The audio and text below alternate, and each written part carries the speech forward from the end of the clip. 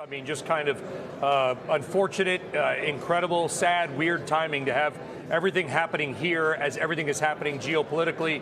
I know you were inside giving a talk. You did not hear the president directly, Ryan. Right. He basically, we're going to ban Russian oil, talked about your industry.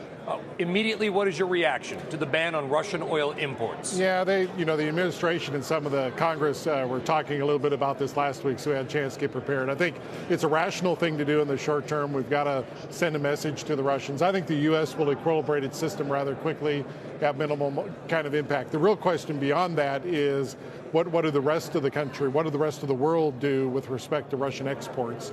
And that can have a huge impact on this system if 1 million or 2 million barrels a day are taken off the market. The UK, again, it just happening, Ryan. I know you're on a panel. The UK saying they are going to ban Russian imports, not just of crude oil, but also of refined products, things like naphtha and biofuels, et cetera. We'll see if others do. If the major powers, the Japans of the world, Europe, UK, us, ban Russian imports, what happens to the price of oil?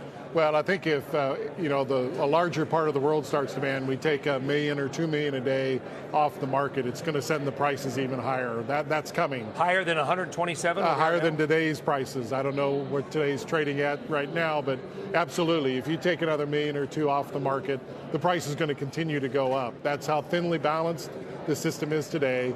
And all eyes are looking at the OPEC Plus group, or the OPEC group, how much spare capacity is there to satisfy that demand if we take the supply off the market. Well, we know there is not a lot, but there may be some OPEC Plus. Right. We chat. We're lucky to talk to some of them. The Secretary General of OPEC is here, Mohammed Barkindo. Mohammed, if you're around, please come on over.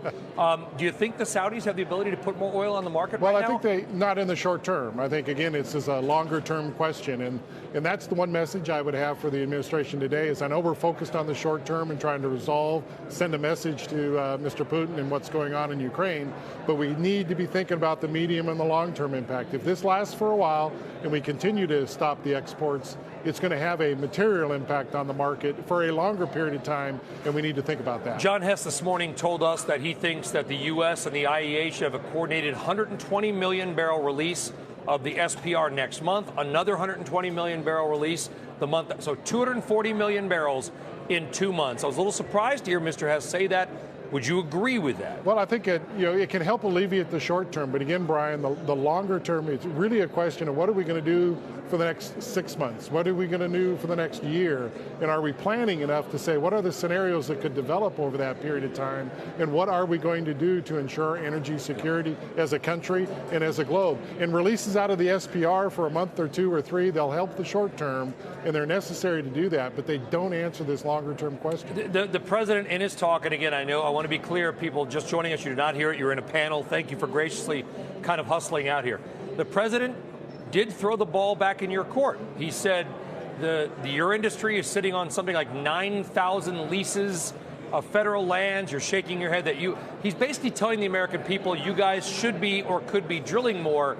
I'll let you respond. It's not how it works. You don't just tomorrow.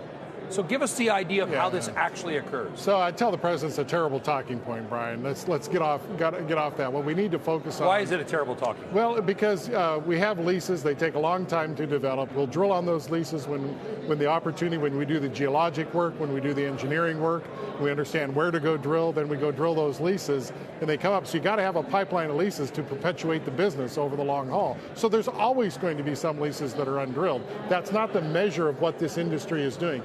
Today, we'll grow probably this year from entry to exit 800,000 to 900,000 barrels a day. The industry will grow in the U.S. by 800,000 to 900,000. You look forward to next year, probably going to grow that similar amount. And if these prices persist, there's going to be plenty of money to invest into capital and still generate the adequate returns we need to run in the business and give returns of capital back to our shareholders. Because at the